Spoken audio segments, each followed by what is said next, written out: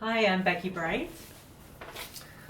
And I'm her husband and first-time documentary filmmaking partner, Patrick Shields. And these are the four stars representing the four World Cup titles of the U.S. Women's National Team. Becky and I are getting ready to drop our Indiegogo fundraising campaign for our first-time filmmaking together documentary titled Eagleman and Wonder Woman, an America Love Story. Our subjects, Dr. Marcus Cranston and his wife Leela Asnani, are like us, veteran World Cup trekker and travelers who plan their World Cup travel and then plan side trips and treks, etc. around it.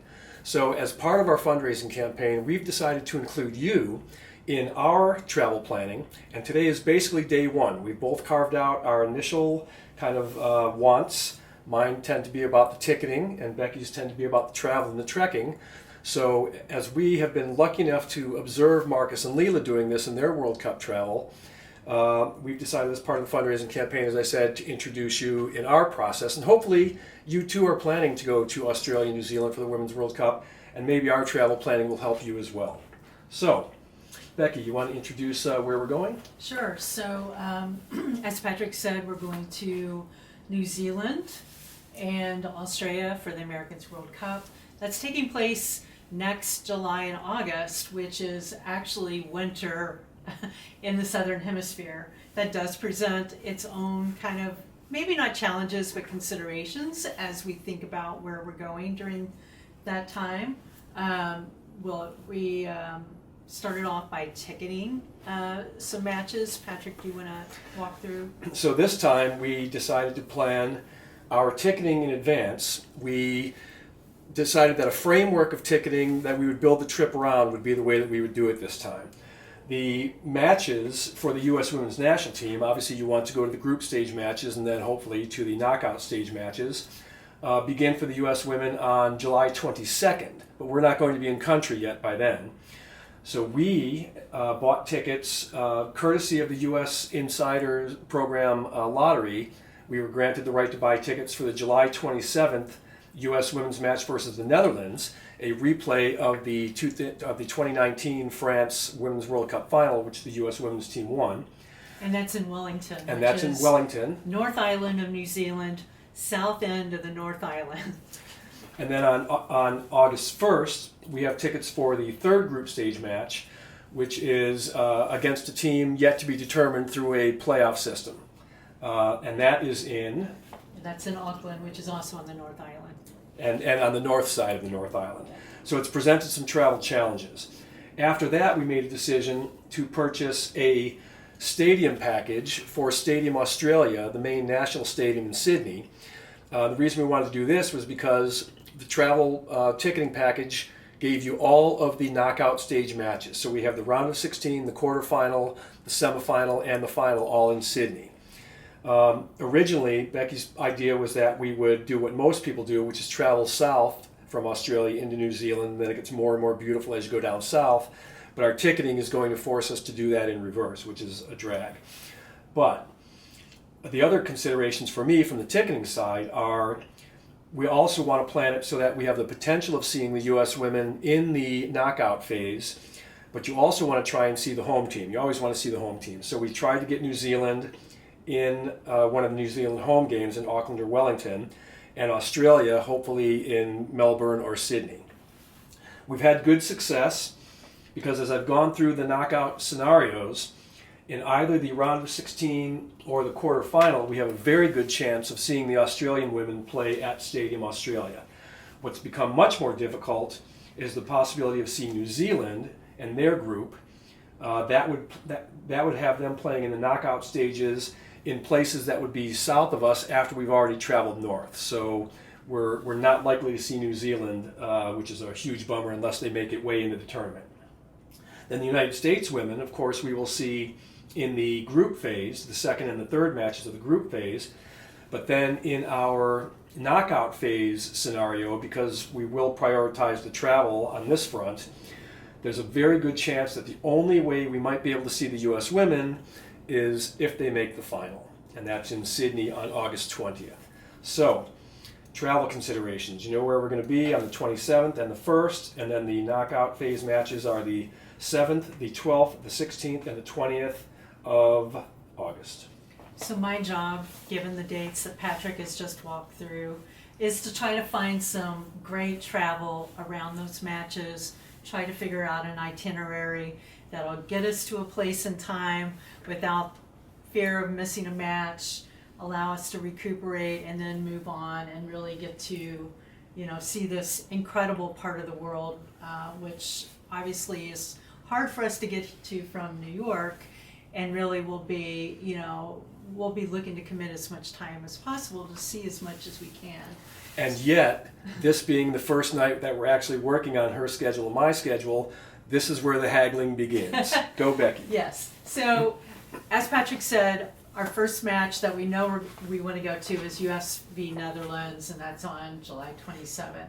So I'm going to work with that roughly as our start. We're going to want to be in the country at least a day or two ahead of that, possibly a couple of days ahead of that, but also keeping in mind, we don't have the luxury of spending a couple months overseas. We're probably going to need to keep our travel to maximum of 3 weeks, so that's what I'm trying to work from. So starting, let's say, New Zealand by the 26th, possibly the 25th, having a great match on the 27th, where do we want to go to next? So I'm looking at the island and I've been mapping out what are the most must-see places in New Zealand, and everyone of course raves about the South Island, the snow-capped glaciers that go and the fjords that go along the west coast. So what I'm recommending to Patrick is that we go ahead and get down in that region as quickly as possible. After the match in Wellington, we go ahead and take an inter-country flight down to Queenstown. One of the great things about this area is that we'll have our pick of wineries, skiing if we want to do that, cruising down a fjord, visiting a glacier, and lots of hikes, which of course is right up my alley, which I love to drag Patrick on, kicking and screaming. But I think we're going to have a blast if we get down to this beautiful area. Now, what dates are we talking about here? So we would travel, I would recommend flying out on the 28th. We have our match, we get down there on the 28th. So, this is where the soccer ticketing that we don't have yet comes into play. Becky obviously wants to be over here on the western side of the island where the glaciers and the fjords and that are. And I have had a personal hope of one down here in Dunedin on the lower eastern coast. I really wanted to see this particular arena because it's supposed to be very cool in Dunedin, and also just wanted to see New Zealand play, and they have one of their group stage matches on July 30th. I believe it's against Switzerland. I'll have to double check that.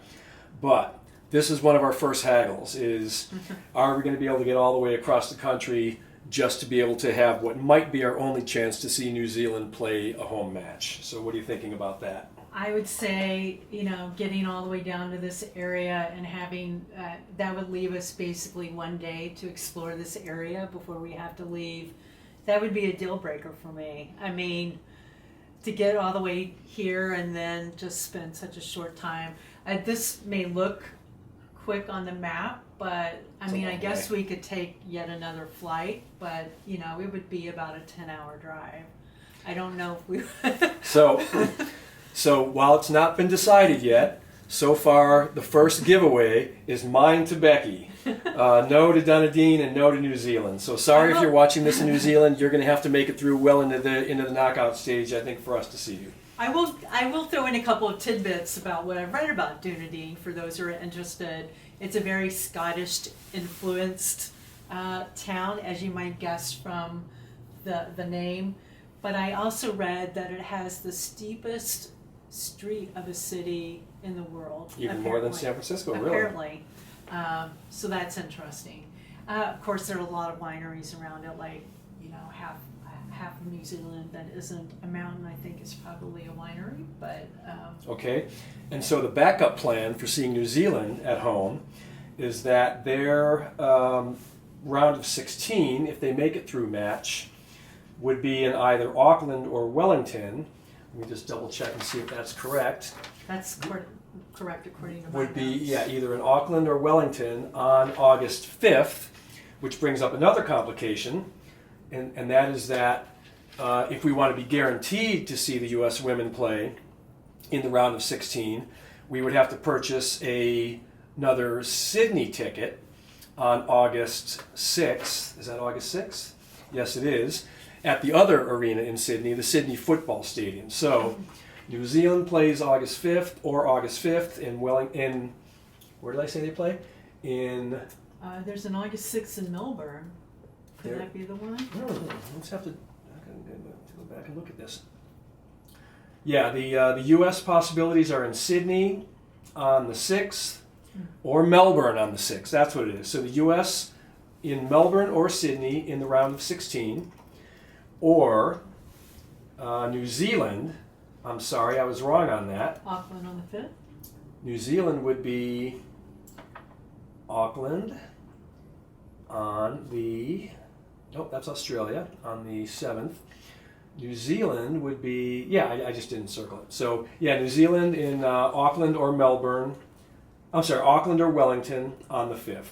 So, 8-1 back in Auckland, and then August 5th, New Zealand, Wellington, or Auckland. August 6th, U.S. in Melbourne, or August 6th, U.S. in Sydney. So that's all new information tonight. That's why we're struggling with it a little bit. Yeah. So I think actually that schedule could work, especially the August 5th or the August 6th. Because here's what I'm thinking. Let me just throw out my rough... I think she's going to say skip the round of 16 on August 7th, which I'm good with. Oh, well, maybe, but maybe not. If we're guaranteed to see the U.S. in a knockout stage. So what I'm thinking, just to kind of recap, Queenstown, at least 3 days around here because there's going to be so much to do. Then, and I should remember to kind of zoom in on my map here, but what I'm thinking is then we make our way up this fjord-filled west coast, and we're going to drive through this region where we're going to experience the opportunity to get right up next to these glaciers. So this would and be hike on July them. 28, 29, 30. Yeah. Then, so this is a couple of days.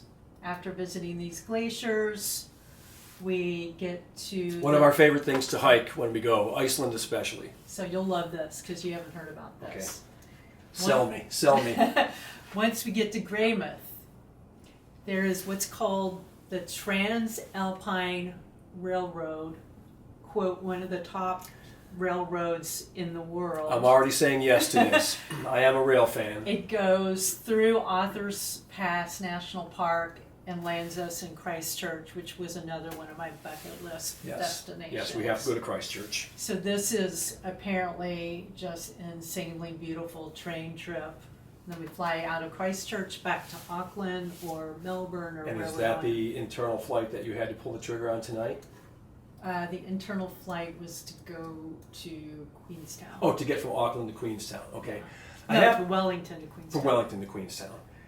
I have to say that I'm also disappointed that that Christchurch was not drawn as a location for a match. Yeah, I'm surprised too. Really wanted to go. Do they not have a good stadium there? Oh no, I'm sure they do. I mean, it's all rugby stadiums that will be used, and rugby and football stadiums, but they probably wanted to get at least one match farther south. And as I said before, the Dunedin Stadium is supposed to be spectacular.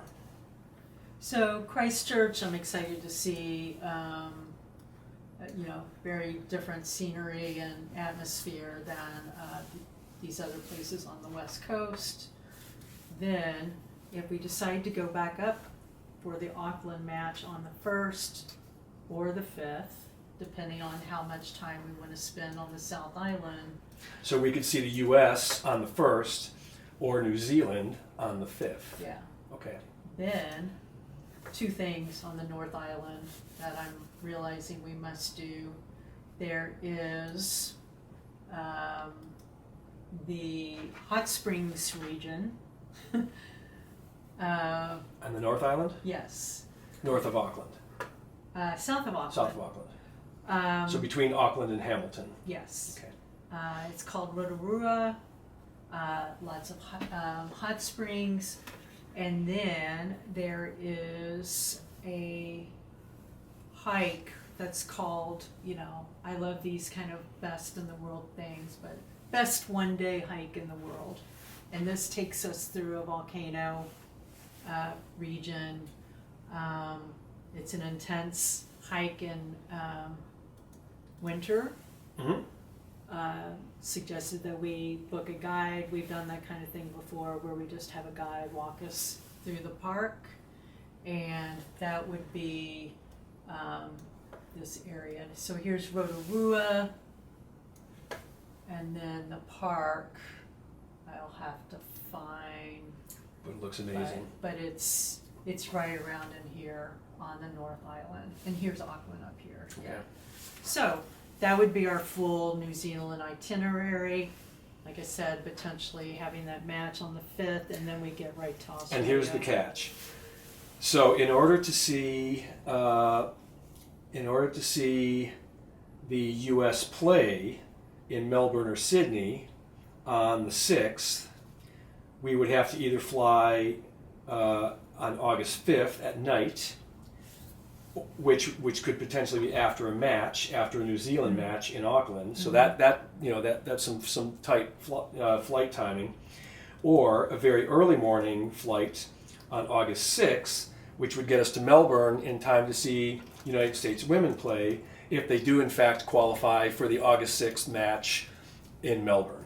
So of course all of this, these are all what ifs and what ifs and what ifs, which sometimes you can change at the end. But in the past we've had pretty good luck, I think, with our ticketing and flight timing. But this one's a tough one because you're flying across a body of water and you can't come back. So we have to make a hard decision. And, right, we don't want to go from New Zealand to Australia and back to New Zealand. And then have to go back to Auckland, just to see New Zealand. So right now what's in play is that the thing that likeliest gets dropped, as we said before, is seeing New Zealand play at home. So that's a bummer. Okay, back to you. That's as far as I've gotten. Oh, okay. So then we end up on Australia, and I have to figure out, what's on your bucket list for Australia? Nothing yet. I've just been worrying about getting the ticketing sorted out. Yeah. So then we're back in. We know we have the matches. We know we have the matches. So again, the round of 16, the draw is set so that the U.S. women would end up playing from their group, which is Group E, in either Melbourne or Sydney on August 6th. We then have an August 7th round of 16 in Sydney at the Stadium Australia, and then an August 12th quarterfinal. And either of those, and fingers crossed, are very good opportunities to see the Australian women play in a round of 16 or in a quarterfinal match. So I think, and also their draw keeps them on the path to Stadium Australia on August 16th for the semifinal. So if the Aussie ladies go through, we've got 3 cracks at seeing them in Sydney, which would be amazing. And then the U.S. women play potentially in a semifinal. If they make the semifinal, that will be in Auckland. So we already know that the U.S. women, we either have to see them, if we're going to see them in the knockout phase, it's either going to be the round of 16 in Melbourne or Sydney, or in the final in Sydney. So again, fingers crossed for that. So far, so good. Anyway, so that's where we stand. We'll be working on our Australia itinerary next. So we have a loose itinerary. You get the sense of how you have to balance and juggle the ticketing and the following the group stage. Those of you who are new to World Cup travel, you have to wait until the draw. We have all kinds of fun stories we can tell you about past World Cups, but we'll do those in future episodes. In the meantime, all of this is about the pre-launch conversation for our Indiegogo page, as well as ongoing. We're going to continue as we harden our travel itinerary. We're going to let you know what we've done, and then when we do travel, we will be posting from there as well on all of the Eagleman and Wonder Woman, Eagleman and Wonder Woman, and America Love Story various accounts on YouTube, Instagram, and of course on the website. So, anything you want to say on the way out? Feeling like it's pretty good so far? I think we covered a lot. All right. Last thing is that if you're still trying to go to this Women's World Cup, the ticketing is, you can always get tickets on the ground when you get there, but the ticketing is insanely inexpensive. So you can really focus on spending an extra buck for a flight if you need it, or the train, which I love. So Yeah, really the big expense is getting there, and, Yeah. and so trying to figure out the best way to do that. and carving out the time. Yeah. So from a friend's apartment, which we're using as a temporary office for this, I'm Patrick Shields, and I'm Becky Bright.